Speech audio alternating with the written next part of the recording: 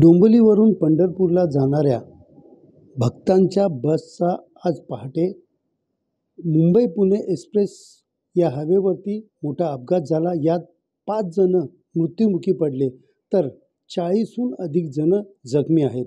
या पूर्ण घटनेचं साक्षीदार आपल्यासोबत आहेत। हे देखील डोंबिवलीच्या निळजे गावावरनं दरवर्षीप्रमाणे पंढरपूरला जात होते आणि याच वेळेला हा अपघात झालेला। नेमका हा अपघात कसा होता आणि तो प्रसंग काय आहे ते स्वतः सांगतात। आपण त्यांच्याकडनं जाणून घेऊया।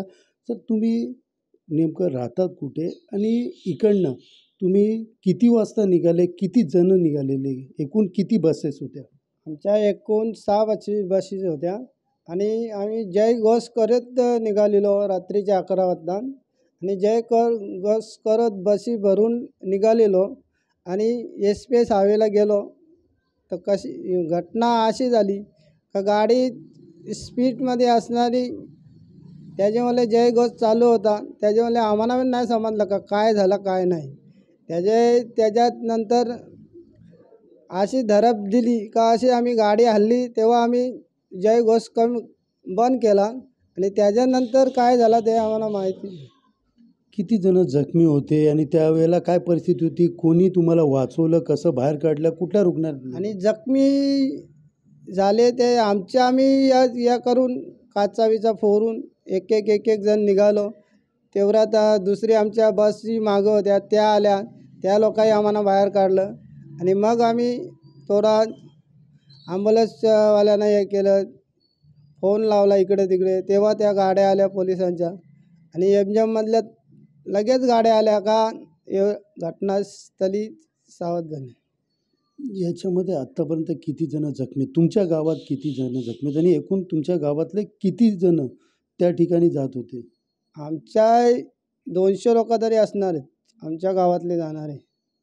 पंढरपूरला जाणारे आमच्या गावातले 200 लोक तर असतातच आणि पूर्ण वारकरी संपादरी आहेत का विठ्ठलाचा पाऊस पडला का ना, विठ्ठलाचा असा का विठ्ठलाच्या दर्शनाला कधी जातो असा हे व्हायचं।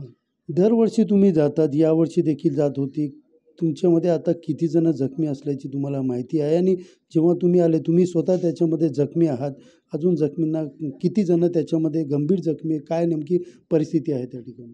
जखमी असे आहेत का नॉर्मलमध्ये आहेत आणि 24 घंट्यात त्यांना सोडणार आहेत, दुसरं काहीच नाही। का विठ्ठलाच्या कृपेने एकदम जखमी चांगले आहेत आणि 24 घंट्यात त्यांना येणार आहेत ते बस। तुम्हाला पण या घटनेमध्ये लागलेलं आहे, हे कितवं वर्ष होतं तुमचं आणि काय नेमकं होतं? 25 वर्ष होतं आणि यो उत्सवाना माऊलीच्या दर्शनात तिथे जाऊन मोठा उत्सव बनवायचा होता। 200 लोकांचा असा एक भवार माऊलींचा रिंगण असते असा रिंगण घालायचा होता आणि मोठा उत्सव करायचा होता, त्याच्यामुळं आमचा नाही इलाज आहे। एकंदरीत पाहिला तर तो काळाचा घात हा कशा प्रकारे होता हे सांगताना देखील त्यांच्या डोळ्यात या ठिकाणी अश्रू दिसत आहे। सुनील जाधव, TV9 मराठी, डोंबिवली।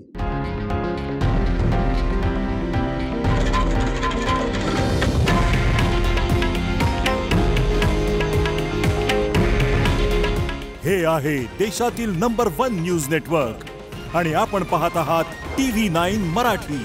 काळजी तुमची, हित महाराष्ट्राचं।